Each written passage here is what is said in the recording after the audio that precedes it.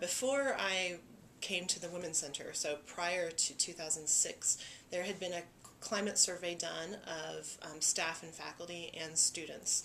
The staff and faculty rated who identify as LGBT, rated SMU with a C plus, I believe, and the students who identify LGBT rated it a B minus. We also get various rankings from the Princeton Review that I believe are not at all a good marker or indicator for how we rank based on how the question is asked. So that has not really helped me understand the climate per se. Last year we took about a year, we worked with public affairs and we went through the Equality Index with Campus Pride, which is a very extensive review of services provided and the elements of a campus that would make potentially a good climate for LGBT individuals. And we ranked 4 out of 5 stars, which we were really pleased with. But even more so, I was given a long list of specific areas to know where we are stronger and where we are weaker, to know where I can then as a director move forward. I say all of these things about evaluation because in the next part of this that you have to think about is what climate means to the individual. So if you ask the LGBT identifying student who's involved in Spectrum and goes out with their friends and has a wonderful time, what is the climate of SMU? They will probably say, it's awesome, I've never been to a better place. If you talk to that student who is not yet out, who is alone in their residence hall and is afraid to tell anybody what the climate is, they'll probably say it's the scariest place on earth. So there are lots of things when we talk about assessing climate that we have to know first, how are we assessing it? And we're getting better at trying to figure that out.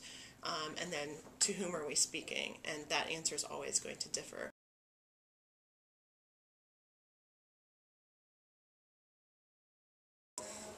I think it's ultimately very important. I think we're lucky to have a campus that's fairly opening, but we can always push further, and there's a lot of room to improve. And I think the LGBT senator seat will certainly help us with that. And I think it's important to have somebody that's focused on this, not only just for like a year, but in the long term, and will remain there with the objective of working for the LGBT community for years to come. And I think that's the only way that you can really enact change on college campus. It'll allow the other side to allow the other spectrum, and it'll complete sort of the circle, I think, and it'll give everybody a fair voice. Now, what that means that spontaneously everybody on campus is immediately, helped, I don't know. But I think it's certainly stepping in the right direction, and we would have to see where we go from there.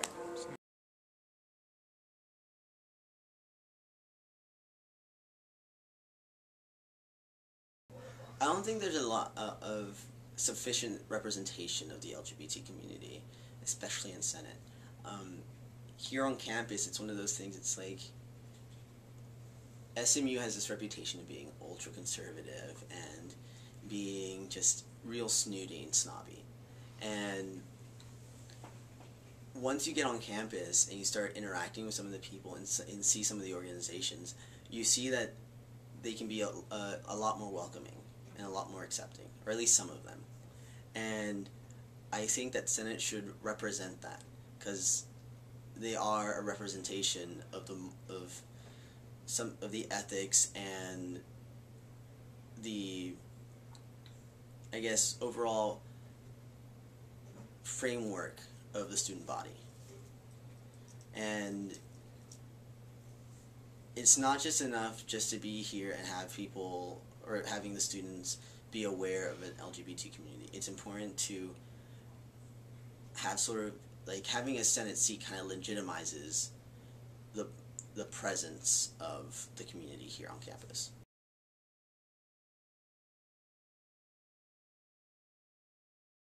The people that have a problem with this seat because of their faith is because they are preach certain messages that gay people are bad and God does not love them, or that by somehow affirming or voting in favor of this seat, they themselves would somewhat advocate for the gay lifestyle that they call it. But I would say to them that they should not necessarily not pay attention or just get rid of their faith, but to understand that there are differing views and there are differing faiths and differing doctrines, that they shouldn't impose their own faith on other people. For student senators, they are representing a wide variety of students, and if they put their personal faith before what their constituents are asking for, then the senators aren't really doing their job. Of course, there are some constituents that are going to say vote against the legislation for whatever reason that may be. But I ask the senators to put the constituents' interests and their needs first before their faith, because regardless, God preaches a message of love, of, being a family, because I, as a Christian, I would still vote in favor of this legislation because I still believe in that fundamental principle that I am my brother's keeper and my sister's keeper, and that with this legislation I give an avenue to those in the LGBT community to have someone that they feel comfortable with to talk about the issues that are so closely connected to their gender identity or sexual orientation that otherwise they wouldn't feel comfortable talking to everyone else.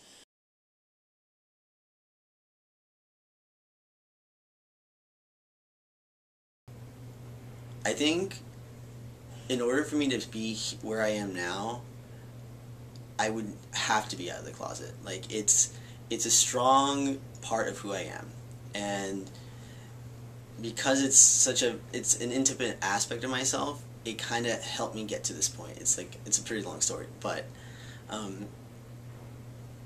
the idea of being closeted to me is in itself just putting myself in this very precarious and very paranoid, anxious state, and not being able to fully express myself would really inhibit me from doing the stuff that I want to do.